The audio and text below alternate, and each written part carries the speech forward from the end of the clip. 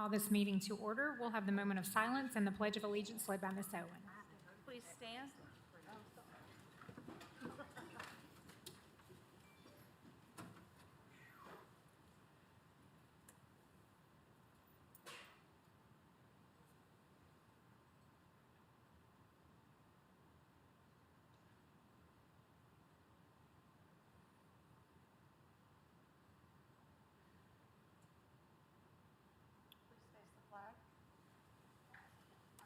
Pledge allegiance to the flag of the United States of America and to the republic for which it stands, one nation, under God, indivisible, with liberty and justice for all.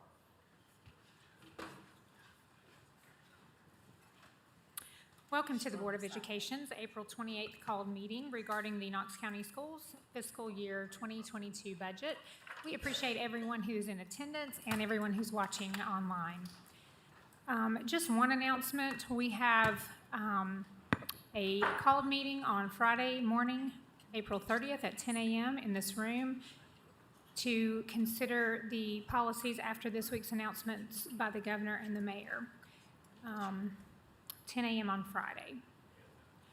And changes to the agenda. Board members, I just wanted to note that you have received an updated copy of the general purpose budget by email today with a couple of technical corrections, which did not change the major categories being considered tonight, but simply finalizes the detail. The updated copy is also attached to the electronic agenda. Are there any other requested changes to the agenda? Okay, do we have a motion to approve? Okay, we have a motion by Ms. Christie, a second by Ms. Satterfield. Any discussion? All in favor, please say aye. Aye. Any opposed? Motion carries. Thank you. And before we move to public forum, Superintendent Thomas, would you like to make a statement about our budget this evening? Yes, ma'am. Thank you, Madam Chair, members of the board. As you all know, this year's been a very challenging year as we've dealt with COVID-19 pandemic and all the disruptions that have been associated with it. But however, I am very encouraged by tonight's budget proposal and the potential to help us make progress toward the goals in our strategic plan. We are still awaiting the state BEP estimate for April. We don't have that yet, so hopefully we'll get that within the next couple of days, and that's certainly will help us form our budget in a little bit more definite format. But what you've got is our best estimate tonight at this point. And our leaders at the state and federal levels have done important work to provide new funding for K-12 education, and I believe these actions will help keep us keep the momentum going as we move into this next school year. We've not seen an influx of cash like this in my history, I guess, in terms of doing the budget. So certainly very appreciative of the folks at the state and federal level for what they're doing for not only for our school systems, but public school systems across the country. And as a district, we're also very grateful for the support of Knox County residents. One of the most important ways this community supports our mission is by entrusting us with tax dollars. We are committed to providing transparency and accountability in connection with that funding, and I appreciate the board's support in that regard. Earlier this month, we hosted a community budget meeting at Central High School, and one of the points we emphasized was that this budget proposal is well aligned with our strategic plan that the board approved in 2019. And I know you know the goals, but I'll state those in our strategic plan to increase student achievement, eliminate disparities, and create a positive culture. And this budget takes several important steps toward increasing student achievement. For our high priority schools, it's maintaining a 16-day contract extension that's helped to support the work of teaching and learning in those schools. It also includes funding for professional development and content area allocations that are important for providing high quality resources and trainings for our teachers, and also for the purchase of necessary supplies and materials for classrooms. One measure that I'm particularly excited about, and it's a small one, but it's $60,000, is allocation for ACT tutoring. At our high schools, the parents know the ACT can open many doors for college scholarships and financial aid, and I believe this funding is an important investment in our high school students, and that's actually something we started last summer, and I think the demand was really far exceeded what we thought. I believe we even added an additional teacher. So really pleased with the fact that we can continue the tutoring for ACT. The district's also committed to eliminating disparities. In the wake of COVID-19, we believe that meeting the social, emotional needs of students is crucial. This budget proposal includes a $3.1 million investment to add 49.5 positions to support the social and emotional needs of students and staff, including the addition of nearly 25 school counselors and 4 social workers. This budget also includes $2.9 million investment to add 55 positions that focused on supporting students with disabilities. We're also committed to creating a positive culture for our school communities. This budget includes an equivalent 4% to the salary 4% increase to the salary schedules that would be provided to both certified and classified employees, as well as step raises for eligible certified and classified employees. In addition, it increases the district's portion of health insurance premium costs and provides an additional 21 contract days for our school security officers. Our educators and staff do outstanding work, and in my mind, they're the best, and it's imperative for us to recognize their extraordinary efforts in this year. If approved, I hope these compensation increases will demonstrate our gratitude for their skill, commitment, and dedication to students. And before wrapping up, a few individuals I'd like to thank. Ron McPherson, our Assistant Superintendent for Finance, Chief Financial Officer, and Joe Snyder, our Budget Director, and Joni Joyce, our Budget Analyst. They have worked hours upon hours, days upon days, weeks upon weeks in putting this budget together. And as I mentioned before, you know, they're actually working on the budget. We're finishing up the budget we're recommending, and then the budget will be starting for the next year. So they're constantly in the budget. So I want to thank special thanks to them, and also special thanks to our senior staff who again have assisted Ron and Joe and Joni in preparation of this budget, because again it's a process that involves all of our senior staff, executive team, in addition to our finance folks. So with that, Madam Chair, I'll turn the program back to you, and we'll be happy to, our finance folks and I'll be happy to take questions that you might have about the budget proposal. So thank you. Thank you, Superintendent Thomas. So first we'll go to public forum. Ms. Babb, do we have public forum? Sure, we have one person on public forum, Tanya Coates. Please state your name and county of residence. Knox County, Tanya Coates. I appreciate this opportunity to talk before you today. As you heard from Superintendent Thomas, this is one of the better budgets that we've heard, at least I've heard, for the last 20 years from Knox County Schools. But it's also imperative that I bring to your attention today that we are still suffering as a district, as one of the metropolitan districts in the state of Tennessee. When you think about the 6 major districts in the state of Tennessee, when you think about Memphis, Shelby School System, Metro Nashville, Hamilton County, Clarksville, Montgomery, and Williamson County, and then including us, we are number 5 out of those 6 when we are talking about salaries for your staff in Knox County. Now, we've come a long way.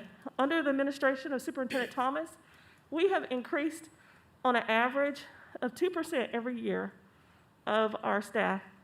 Granted that last year we received 0 in the midst of the pandemic, that we thought the economy was going to be crashing on us. But when you think about the way this economy swung in the middle of a pandemic, they actually outdid the unthinkable. But when I'm standing here talking about educators, I'm talking about every single educator in your district. And some of the most that are hard hit are our classified staff. We have, if you have never had a conversation with a classified staff member, and knowing that majority of them are living at or below poverty level, or they have a second job. And that is very telling of our district when we are not able to help the most needed. Now, granted, the Superintendent Thomas did add some funds into this budget to help some of our classified as it relates to providing services for security. But when we have aides in our classroom, from special ed when we have a deficit, and we have a deficit of those that are working one-on-one with our students. We cannot continue to do this to the people that are doing the very best when we are ranked one of the top 3 in performances for our students. I asked you, when you consider that when we get surpluses of money, don't just think about educators in the classroom, because yes, we do deserve it too under this pandemic. We have done 2 and 3 and 4 jobs under this pandemic, and I know you all know this all too well. But when you're thinking about the budget, please consider those that are most impacted, and that is some of our classified staff. This 4%, it moves us the needle. You've known also in this last 3 years that we have fluctuated between being 34th. We went down to 29th when we got our 4% raise 2 years ago, and now we're back up to 36, a ranking for educator salary. I don't like that number. I don't know if you like that number. I'm more like my all-vol. I'm all-vol. I want to be number 1. I know it doesn't take to be overnight to be number 1, number 2, or number 3, but we want to be in that running. And in order for us to be in that running, we have got to seriously think about this 4% moves the needle just enough just to keep us from being at the poverty line. I do not want to see any educator having to stand in line for additional assistance when we're helping our future of our students and this community prosper for what we do in the classroom. I thank you for all that you are considering in regards to this budget, and it takes a superintendent that has been in the classroom and has known what we are struggling with as educators and how we can actually do something about our budget. I know also it's not solely upon you. I'm saying shame on the governor, shame on the State Department of Education, and shame on our legislators, and more so shame on our commissioners, because they too have a responsibility for the community in which we are educating. You know that we are 67+% of the employees here in Knox County. We've got to do better, we must do better, but more importantly, I want to say to you today is thank you for this budget, because this has been a difficult year, and more so is that we're going to accept what you give us and appreciate it. Thank you. Thank you. That concludes public forum. Thank you, Ms. Bowd. Okay, Ms. Coaten. Item 6, approve fiscal year 2022 general purpose budget at the major category level for $542 million. We have a motion by Mr. McMillan, a second by Ms. Christie. Discussion. Mrs. Henderson. Hi, thank you, Madam Chair and Board. I just wanted to say, first of all, thank you for Mr. McPherson for answering several of my budget questions I had. He was very patient with me and answered a lot of my questions. I am grateful. This is my first budget season, so it was definitely a learning process. And I just want to kind of reiterate what Mrs. Coach just talked about. You know, our teachers are getting a 4% raise, which I am very grateful for. But we are last of the big counties for our classroom teachers.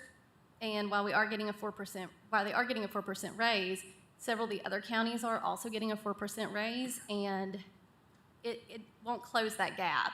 I would love to see a 5% for our classroom teachers. That way it kind of moves the needle. I think we'll never probably see another budget surplus like this again. I don't know when the next time we'll see $39 million extra dollars come to our county. And I think that by upping it 1% would have been fantastic in helping to close that gap. Thank you. Thank you, Ms. Henderson. Other comments, questions? Mr. Watson? Thank you, Madam Chair. Please feel free to correct me if I'm wrong, Ron. One of the things that I was looking at was the total percentage of investment that we're making in our students. And if you just talk about total dollar amount between last year and this proposed budget, it's a 7.6% increase. But when you consider the ADM, the cost per student that we're increasing is actually an 11% additional investment, which I think is substantial, and think that's something we need to celebrate, the fact that we're investing 11% more on a cost per student basis this year. The other thing that is sometimes I think when we talking about additions without knowing how much we had prior, it's a little bit confusing. Like the idea of 49 and a half social and emotional staff is an important number, but how much did it actually increase us? How much did it move the needle? And that's a 34% increase from what we've had in the past. And so I think that's significant and something that we need to make sure people. And then in our special education, although we're increasing by 55 staff, it's only about a 6% increase, which is still something to celebrate. But I think it's important for people to understand the additions that we're making and not just thinking about the totals. And then the other thing that I would say is I know we're looking at it, and I know the superintendent is looking at it, but for our lowest paid employees, like our custodians and others, I know there's been talk about moving possibly to an 8% raise for that particular designation, which currently at 4%, it would be less than $100 gross monthly income on average for those employees, which isn't nothing, but it's not much. So can somebody speak to us and to the public about what it would take for us to get there for that 8%? Thank you, Mr. Watson. Mr. McPherson? Thank you, Madam Chair. Thank you, Mr. Watson. I appreciate you mentioning that. The three categories we're looking at, educational assistants, custodial, and it would be school secretarial positions. Those are our lower paid positions from the general purpose budget. We do experience significant amounts of turnover in those three categories, which presents challenges all through the year. And so, yeah, we're always trying to look for ways to try to recruit and retain these folks too. So currently, as you said, there is a 4% recommendation. If we were to, there have been talk to move that up to an 8%. That would cost, we calculated that at about $1.3 million. We were actually hopeful that we would have received a BEP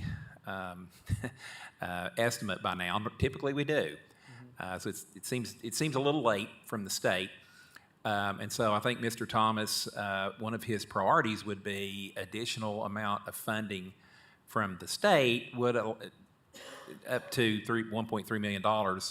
You know, that would allow us to do that. Now, there are a couple of other potential options we could do to try to get there.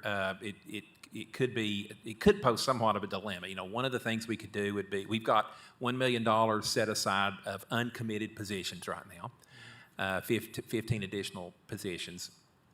Because typically at the end of the year, or at the beginning of the following year when school opens, ADMs, you know, average daily membership, enrollment. So we may have underestimated at some schools, and so there may be a need for a BEP, a teacher required for BEP, or there may be a need, ELL or special education, or, you know, we will take another look at the staffing formulas. You know, there may be some positions there, you know, that what we didn't grant, we may want to review that. So we always have those items, and so if by budgeting for those items puts less of a strain on the following year budget, because otherwise when we would add those items, if they're unbudgeted, then we have to budget for the following year.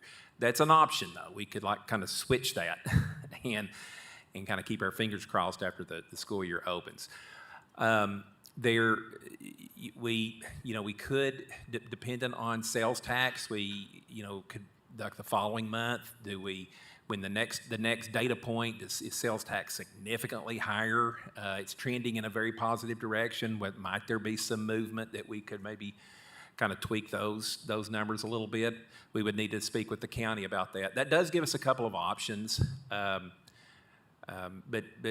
now the other option, which would be the least desirable, would be to go back into the proposal and essentially carve out $1.3 million of maybe another initiative that we were going to do. Obviously, that would be the least attractive. But those are a couple of things we could look at. Thank you. Yeah, I'd like to see that kept on the table and us pay attention to that possibility. So right now, our average educational assistant gets $20,643 a year. How many, do we know approximately how much that equates to an hourly wage? I don't know what their contract period is. Oh, gosh, I'd have to, I So don't know. custodial gets $11 maybe. $24,538 on average, and our school secretaries get $25,740 Right. on average, which Probably not far above the obviously minimum wage. nobody is satisfied with that. I don't think that's the case. But I Right. just think it's important for people to be aware of, to push on that, because obviously we need to do better by those folks. Definitely. Thank you, Mr. Watson. Ms. Satterfield? Yes, all I would like to say is that last time we were here and talking about the budget, we had, the magnet budget was cut, and I want to make it publicly known that it was put back. So thank you, Superintendent Thomas and Susan Horn, for keeping that true to your word. Thank you. Thank you, Ms. Satterfield. I'm glad you thought to bring that out. Thank you. It's important, and a lot of the other things that were cut, allocations to schools, for instance, have been added back to this budget, so that'll be helpful for them also. Okay, Ms. Babb, and then we'll go to Ms. Henderson. First off, I'm just thrilled about the 49.5 social emotional type things. And I actually had one guidance counselor already reach out to me today to tell me how happy they were to hear, because I've always heard the strain on that population. I think we all have, and I know this year has been especially difficult. So I think we're headed in the right direction, and I think we probably always know that we continue to be able to add. I do have one question, kind of getting back to Mr. Watson, I guess just for me to understand it better. I do fully support trying to get the custodial secretaries, those kind of positions, pay up, because, you know, I do think when you think about like poverty line and stuff like that, you know, it is tough to think that we have people living and working in jobs that, you know, they're not having a hard time getting by. So what I have a question about is, if the BEP money comes in better, which we don't know today, and we've passed this budget, which right now is at 4%, can y'all go in and make an adjustment for that, or do we have to say we want an adjustment if the 1.3? How does that work to be able to do that after the fact we've passed this budget? I may need to defer to the law director here. I think if the board made some kind of a, I don't know if it's a motion, that if that happens, that would be the priority. We could possibly program that in. Otherwise, we could do another, we could just do a budget amendment. I think it is important to note that this is once the board approves the April, this is a recommendation. It's not necessarily etched in stone, because we know that there are issues that arise throughout the year. So I think if we were to receive some sort of a direction that if the dollars come in at a certain amount, they be applied towards this category, we could certainly do that. I think also, it would be, it's highly unlikely it'll come in exactly at 6 point. I mean, Joe's pretty good, but that's that might be a stretch, But It could come in lower, right, it could be. We hope it's not lower, but so there, what we would do, I think, is we would obviously reach out to the board and say these are our plans with respect to what, and I think the county would obviously work with us on that. I don't really have any concerns there. Probably need to defer to Mr. Dupler on what kind of formal action that might be required. Sure. And I mean, I can't speak for the whole board, but I mean, I know. Use your mic. Your mic. Oh, I can't speak for the whole board, but just personally, I do like the fact that that would be a priority if the funds are there to move it that way. So if there's any way if the whole board feels that way, to let it be known, I think that would be good. And then I do think just also people need to know this is just one step. I mean, right now we are passing the budget for it to then go to the mayor, and then the mayor will formulate this into his budget, which then will go to county commission, and then county commission will actually be the ultimate voters on this budget. So just making sure people understand that. Right, and I appreciate you mentioning all that. And just one other thing I will mention, and Mr. Watson brought it up. So if we are able to increase the salary for these areas, it certainly would help the employees, but it would also help the district, because back a couple of weeks ago, we had 89 vacancies in educational assistants. A lot of those were special education assistants. So by doing that, sure, it would certainly help the employee, but it would help the district too. And we have a huge turnover among bookkeepers. That can be a very technical job. And, every time you have turnover, then you have a learning curve with the next one. And so I think a case could potentially be made that we could, the more we could increase that, there could potentially be reduction even in audit findings on that. I think with custodials, we may have had 50-something, I think we live with 50-something vacancies all year long. Obviously, especially in light of what we went through this year with needing clean buildings, we need that force fully intact. So I just want to mention that it would be a great gesture from the board, but it would help the district. It would be very beneficial, I think. Thank you. Since there aren't any lights, well, I'll just make a comment before I go to Mr. Watson. So I'll just make a comment on that. I agree with Ms. Henderson that it would be nice if we could do a 5%. However, at the same time, I feel like these three classifications that we're talking about, that's where we really need to move the needle. And if 1.3 million at 8% would get us to 8%, I feel like that would be really very beneficial for us, not only for our employees, as you said, but also for the district. So I would like to see, I'm in favor of trying to work that out. If people are in agreement, maybe we need a substitute motion to amend that. And also, let me ask this question. I know it's in here, the number of positions that were added after the fact going into this school year. Would it have been about 15 positions? I know it's in here. I would have, thank you, Madam Chair. I may have to defer to Joe on that. We may have to count them up. I think it would be probably more, but Joni says More. 34. So. 34 positions. Okay, I knew Joni would know right off the top of her head. Thank you, Joni. Now you know who really does the work.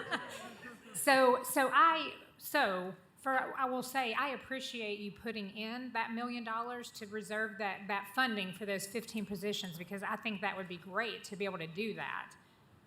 But at the same time, we know we have the other need, and I feel like we've been kind of talking about it for a while, and it's an important need. So those are my thoughts on that.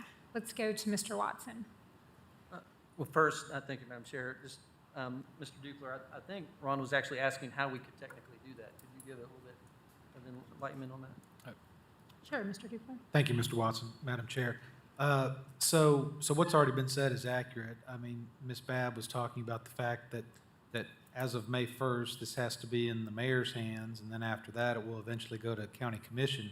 So based upon that alone and some language from the charter and some ordinances, I mean, our recommendation is that you all come up with some type of specific numbers tonight. I mean, don't leave it open-ended, because what's happened in the past, and this board can certainly do this in the future, is if there is more money available than over and above what's been projected tonight, then this board can come back and say, we want to do this with that money, or we want to do that with that money, we want to increase salaries, or whatever you want to do. So that's always in the cards in the future. But right now, our recommendation is come up with some type of a number. And if you all want to change the numbers and do some type of substitute, again, that's up to the board. But I mean, come up with some type of numbers. Okay. Thank you. As a person that has to build budgets for a nonprofit organization, one of the things that I understand is that ultimately any budget that we have when we're trying to serve the public, it is our plan. Our budget is our plan. And so our budget, I know tonight we're mainly talking about the numbers, the dollar and cents. But basically what we're saying is we're going to apply a little more than $500 million to provide an excellent and accessible learning opportunities that empower all students to realize their fullest potential. And I think it's important for us throughout the year to be making sure that we're understanding the correlation between this budget and these dollars and the outcomes of our students. And I know we can't dig into all those details right now. I know we don't have all those questions, but some of the things I want to highlight for some folks is that, right now in Knox County, we spend on average about $9,000 per pupil, which is far below the national average. And so the reality is, although yes, we're adding 7.6% to our budget, our pie is still not very big when it's compared to others. The other thing that I would say, because I hear this all the time, is folks feel feel like sometimes our schools, with the way they would frame it as highest needs, which I hate that language, are the schools that don't get as many resources. And the reality is, that is true in some systems, but in Knox County, that is not true. Our highest funded school gets about $15,000 per year, and our lowest funded school, when you consider all resources, gets about $5,000 per year. So it's a $10,000 swing. I think it's important for people to know that. And then the other thing that's, I think, is really exciting in terms of education finance data is in 2018, when the federal government mandated that we now have school-level data in terms of outcomes and also finances, is now there's all this analysis that shows how much funding is a school getting compared to their outcomes. And there's a scatter plot that is now available for the state of Tennessee that shows, and I will send it to the board, that shows every school in Knox County on a 4-quadrant chart and relative to how much it's funded and what their outcomes are.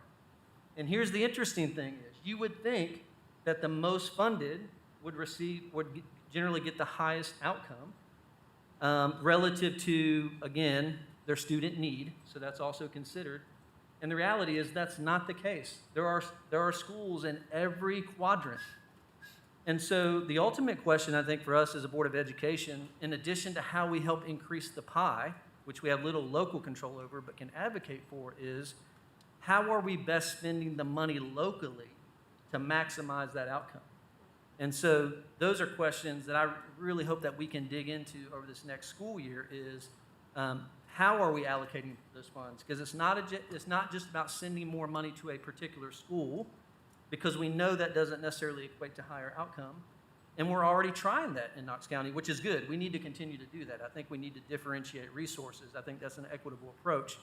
But at the end of the day, I don't think any of us want to say, well, we just funded this school really well. I think we wanted to say, we help these kids achieve their fullest potential.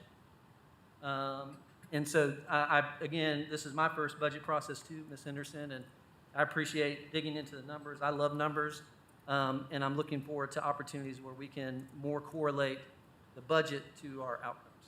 So, and I would also like to make a substitute motion that we, if our BEP funding comes in at a higher amount, $1.3 million, that we allow for the adjustment in advance to be 8% for those 3 classification of employees. Okay, we have a motion and a second. Motion by Mr. Watson, a second by Ms. Satterfield. Did you get the whole motion? She's so good. Okay, thank you. Okay, and Ms. Owen? Thank you, Madam Chair. I just have 3 short things. First is a request for Mr. Thomas. I'm looking at the expenditure overview and the restoration of cuts and the contract days, the 16 additional contract days. What I would ask is that before adding back those 16 contract days, that we really make sure we've had a conversation with the administrators and the staff to be sure that those 16 days are what they feel they most need. And then if that maybe is not what they most need, that we move those funds into other supports. Yes, ma'am, we'll be glad to look at that, and I don't know, Dr. Riswick, if you could speak to that. I know last year when we were talking about cuts, and that was one of the reductions, certainly heard from, very loudly from Mr. Langlois at Austin East and Ms. Jones at Vine, so they were very vocal about the importance of getting those funds. Additionally, in terms of training, provides for that, but it also almost a month more salary too, from a standpoint of helping keep the turnover down at the schools where traditionally there is turnover. And you don't get that consistency in teaching staff if you train folks and then they turn around and leave, and then you're training new folks and then they turn around and leave. So you have that constant turnover, and this has helped us to address that. But we'll still be glad to talk with principals and get back with you. To be clear, I'm next not month. against those 16 days. I just want to make sure that we're doing that in the best way to help them out. I have a question for Mr. McPherson. Also on this same page, looking at the content area allocations. Last year when we cut those, we didn't put those back last year at all, did we? We didn't. Is We- it, I'm sorry, is it possible to use ESSER funds, ESSER 3 funds, to put some of that money back into the classrooms that they could use next year? What I'm thinking of is things like art supplies and all those things that get used up, they also build up. And so they would have used their resources, and I'm guessing that things are getting in short supply. We would have to take a look at that. I know with every iteration of ESSER, there has to be some sort of alignment with the disruption caused by the pandemic. We could say, if we were to say, okay, this was a disruption caused by the pandemic because we cut the budget. The problem I think we would have there is it could potentially be viewed as supplanting rather than supplementing because we had it in our budget, we cut it. Now we're kind of going through the back door using those funds. I don't want to absolutely say that it would be a problem. I do know with ESSER 3.0, we know that the monitoring is going to be extremely diligent from what we've been told. In fact, we've been told that we've been strongly advised by the state, all districts have, to actually use a portion of their ESSER funding to actually hire and monitor because they're going to look at it so closely. So what I would suggest is not only, so this is just me, to put it back into the budget so it could be recurring, because once it leaves the general purpose budget, when ESSER, even if we could use it for ESSER, then we kind of get into, okay, at some point we got to put it back in, and then it kind of puts schools in peril of never getting those dollars back. We could look at, however, kind of creative with ESSER 3.0, if we were to put these back, to actually look at how we can supplement some of those needs that you talked about that could potentially give schools even more options. So, I mean, we'll absolutely take a look at that. And I definitely don't want to take it out where it is Oh, here. okay. I want to keep it here. Just supplement on top of But I that. want to add on top of that with ESSER funds if possible. Well, okay, Yeah. my apologies, I I misunderstood. wasn't looking at moving it over into that column. Perfect, But okay. adding to it. Well, yes, and I think everything's on the table. So with ESSER 3.0. So the deadline for application is in August. Obviously, way before then, we'll be speaking to the board about, okay, here's some of the thoughts. Here's some of the options for ESSER 3.0. Here's where we think using the dollars in this particular area could take us with respect to achievement and outcomes. Or here's another group of dollars we could kind of go in this direction. So I think we're going to, we will devote time, obviously, to go through this with the board. So the board will have strong input on this. I know Mr. Watson has mentioned, that to me as well. Because it's $114 million. That's a lot of money. And so we're taking a very critical view of what we can use those dollars for. So we'll be having a lot of discussion, I think, about that. So we'll definitely take that under consideration too. Thank you. And the last thing that I wanted to look at, and this is really the only thing that if I were looking to change one thing, looking at the school security days, I appreciate the move from 200 to 221 days so that their training can be outside of the 200 days. But what I would ask is if we could look at this and consider changing it to a fewer days, possibly a third of that, and spend the other 2/3 to add 3 more social workers. And I don't want to make that as a motion tonight. I think that's something that's going to take some consideration and potentially look at an amendment in the future. Yes, ma'am, we'd be glad to look at that. And part of the extension for the 21 days, of course, we have constant turnover in our security officers, and I think we have vacant positions. I'm not sure, Russ, you probably know the number, vacant positions we couldn't fill. So part of that is the pay. Yes, sir. Go ahead, Russ. Well, I just want to say the reason that there are several reasons that we're making the proposal to extend to 21 days. One is it's part of our strategic plan, is to reduce the turnover and the turbulence in our school security staff and to try to get our school security staff to a pay level that is more consistent with the local market as far as what is required in security or what security officers can make. The other piece, when we talk about turbulence, is our school security officers have to go through a 10-week training process before we can bring them on and put them in school. We're only able to run that academy about once a year, and we'll run it from May to July. And so when we lose people during the school year, they're gone, and that's a hole that we have in our staff until we're able to run another academy. So we started this year basically where we should have been and where we were staffed. I can tell you, based on the numbers I saw an hour ago, we're at about 93 officers right now, and we're authorized 105. So that's what our attrition has been to this point in the school year, and a number of folks wait till the end of the year to tell us they're not coming back next year. So that's the hole we're starting with today, and I don't think it's going to do anything but get a little bit deeper. So our goal is to try to reduce that turbulence. This will also allow us to do our training generally outside of the school year, and that way we're not having to juggle officers around in order to make sure that they can make their qualifications and they get their professional development. Plus, we also have school security requirements at various times over the summer, and it'll allow us to do some of that work within the contract rather than on time card.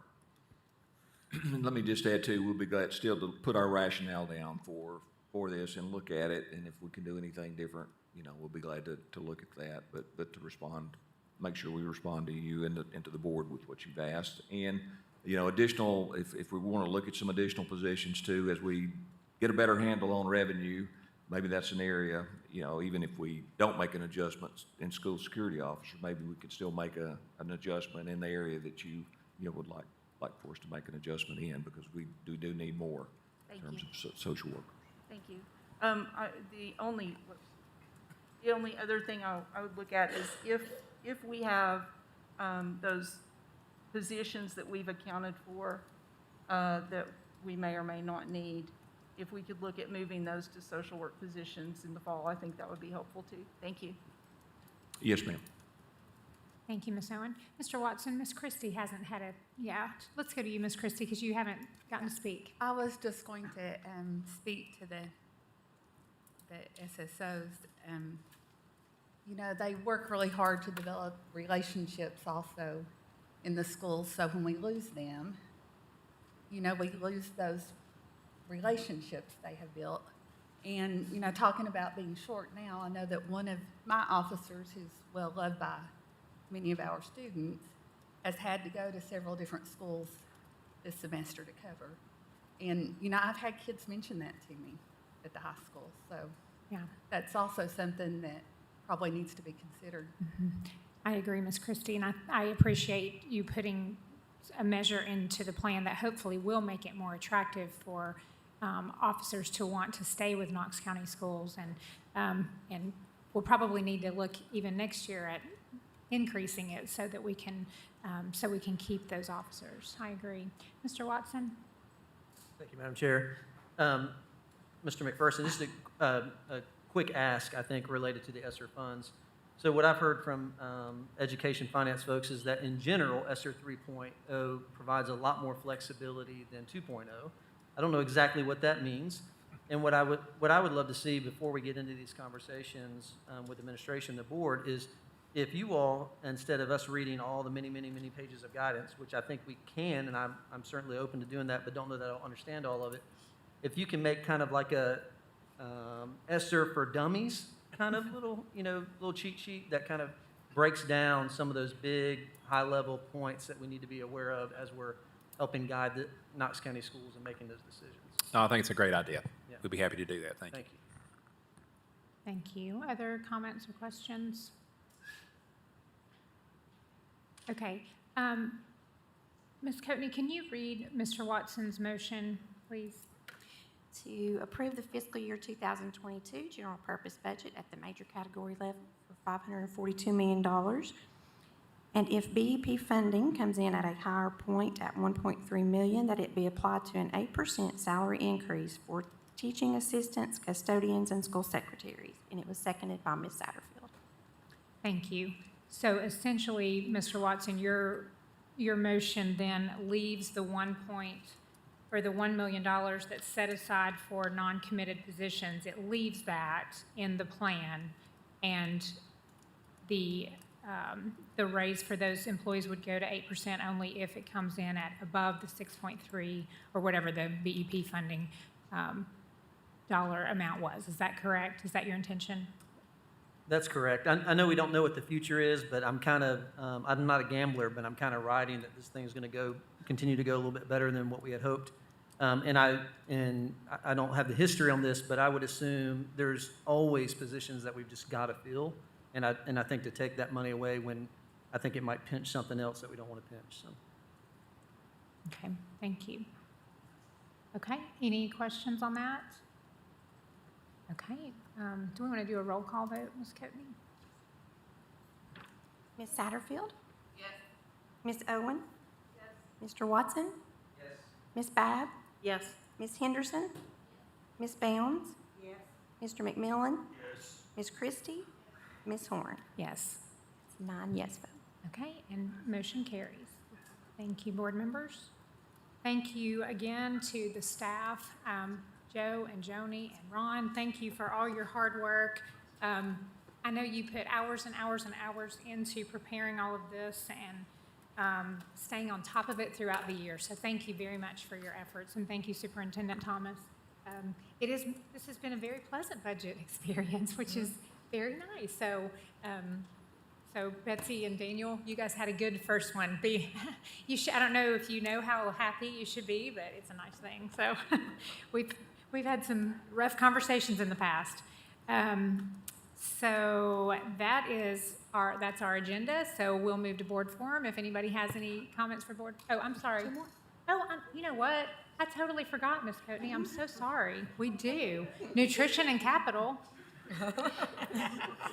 Item 7, approve fiscal year 2022 capital budget for $58,325,000. Move for approval. Okay, Mr. McMillan with the motion, and Ms. Christie, were you the second? Any discussion? Mr. Watson. Thank you, Madam Chair.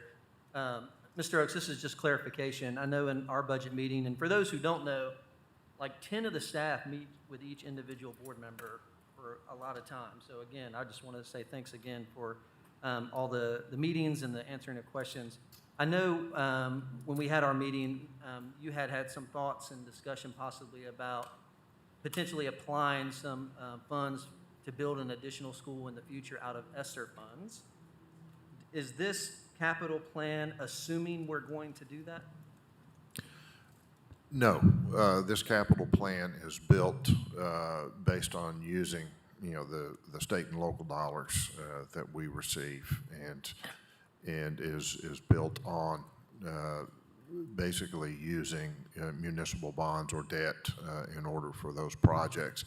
If we were to do anything in the capital plan with ESSER money, then we'd have to come back to the board, and I fully expect that we will have to come back to the board at some point over the next 6 or 8 months and talk about how to re-wicker this plan a little bit if we decide to use any of that money, ESSER money, within the capital plan. Thank you. Thank you, Mr. Watson. Mr. Oaks, any other questions, comments?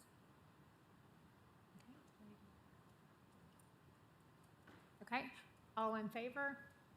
Aye. Any opposed? Motion carries.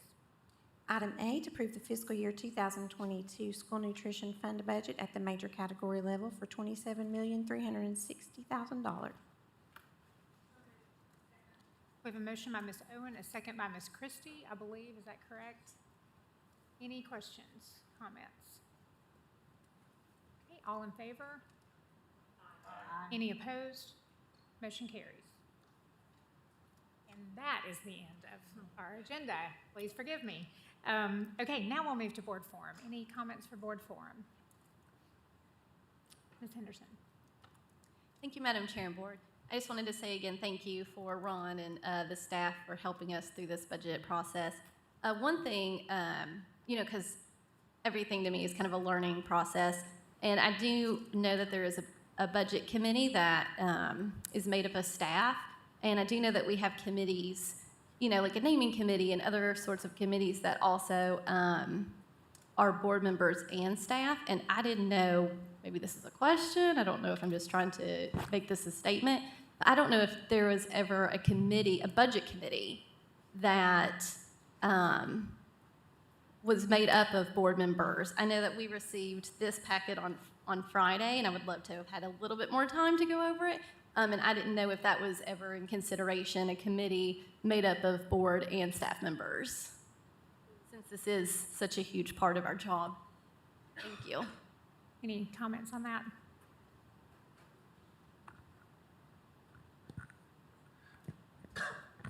Mr. Dupler, do you have any comment?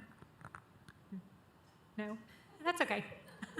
Well, Ms. Not- Owen has one. Not at this time. I think it might have That's been all. helpful if we had had a presentation of this in a work session before tonight, so that we could have gone over it.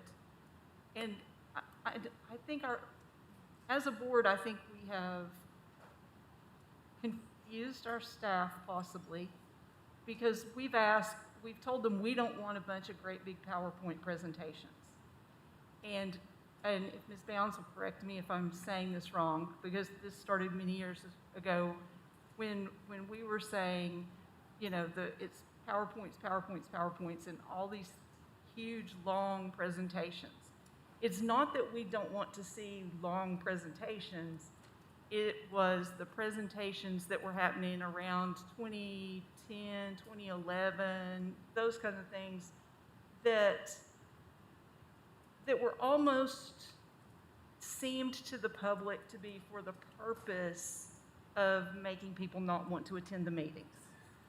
Now, we'll just go ahead and put it out there. Obviously, those are not what we want to see, and I don't think we saw those on the budget. It was other things. And definitely those have gone away, which we appreciate. I appreciate. I can't say we. I appreciate very much. However, there are long presentations and very detailed presentations that I think we do need to see. And so I think, if the staff understands that purpose, it's not that we refuse to sit through a presentation. It's that we want to see the things that are urgent and that are meaningful and that you feel like we need to see and that we need to understand. And I think that will help all of us understand the nitty-gritty pieces of the budget and also help the community understand. Does that make sense? So, Ms. Owen, are you talking about in addition to our individual meetings with the Yes. staff? So do a work session, so do individual meetings plus do like a work session before the called meeting, or just do it? We usually, in the past, we've had this presentation in work sessions prior to our actual meeting. Let's see, we had budget presentations a month before the actual budget approval in at least 2011, 12, 13, 15, 16. So I think that would be very helpful if we could see this presentation, because there are lots of things in here that we talked about adjusting, and those are things that, maybe would have been adjusted between that presentation and today. Okay. Okay, Mr. Watson? Thank you, Madam Chair. I think all those comments are valid, and I feel that too, especially as a first-year board member. Not in the sense of not being able to understand it, but there's limited influence you can actually, and input that you can actually provide at this stage when we hear about things. But the other thing this was my first experience, was kind of trying to walk with the public through this process.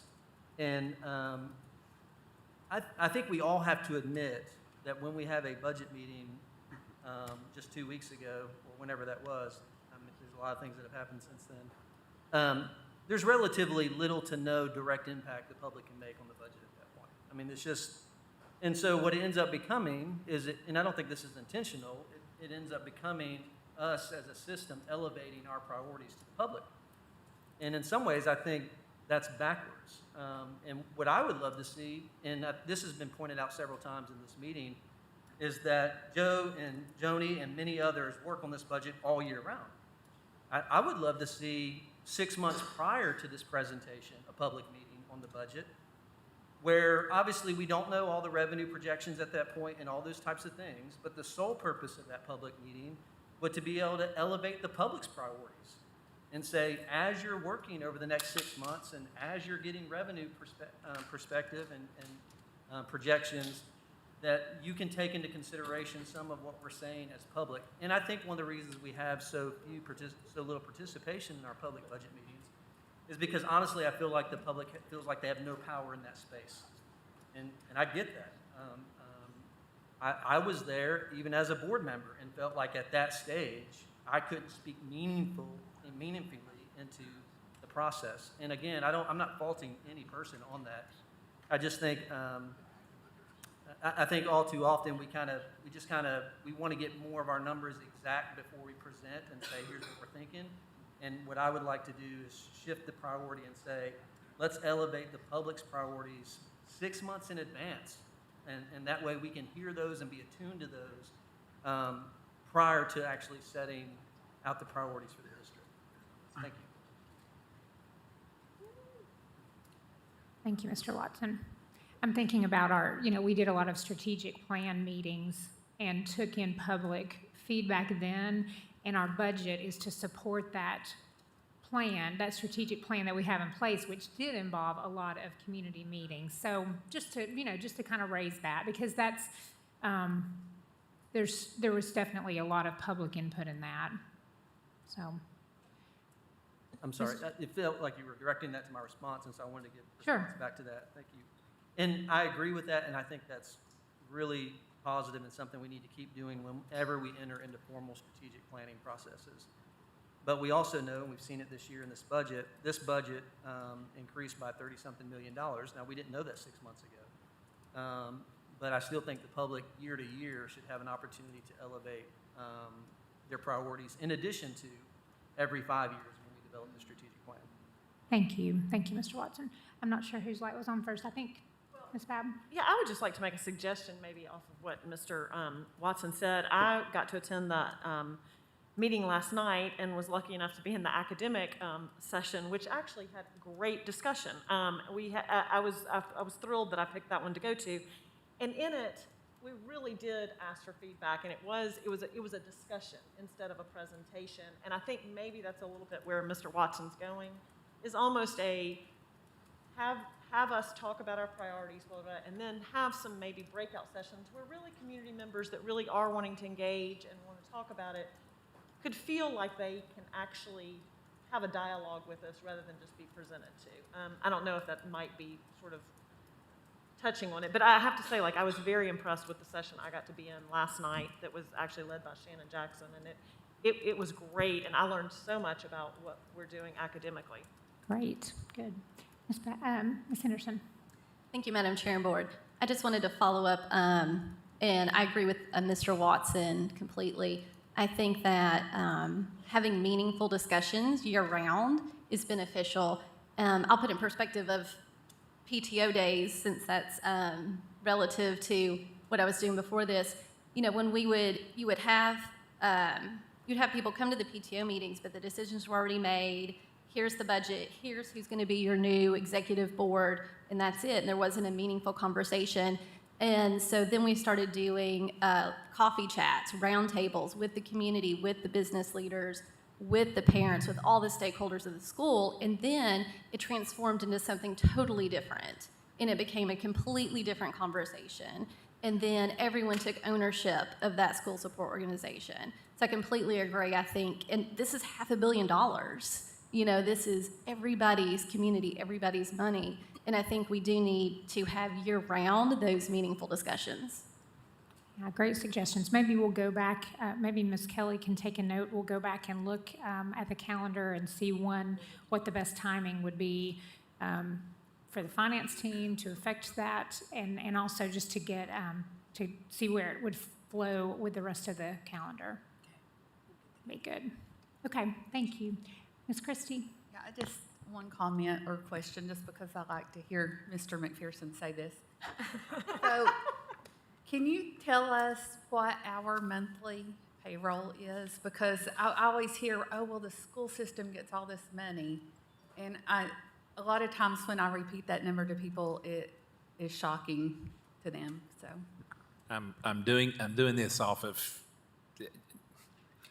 I'm going to say, and Joe or Joni jump in and correct me if I'm wrong, I'm going to say it's upwards of $35 million plus our monthly payroll. Is that, okay. Yes. Thank you. That's a huge number. Thank you, Ms. Christie. Okay, Mr. Dupler, would you like to add anything? Well, I was just going to address, I think, the question that was originally posed by Ms. Henderson. I think our office would caution against having a committee of board members and staff. According to state law, ultimately, it's the director of schools, in this case, Mr. Thomas, who is tasked with promulgating the budget. But I think the suggestions about in wanting to meet earlier and meeting, at certain periods around the calendar, that's not a problem at all for the board. I mean, the board could ask questions and be involved in other ways. It's just a committee would probably not be the preferred way to do it. Thank you, Mr. Dupler. Okay, any other comments? Okay, we are adjourned. Thank you.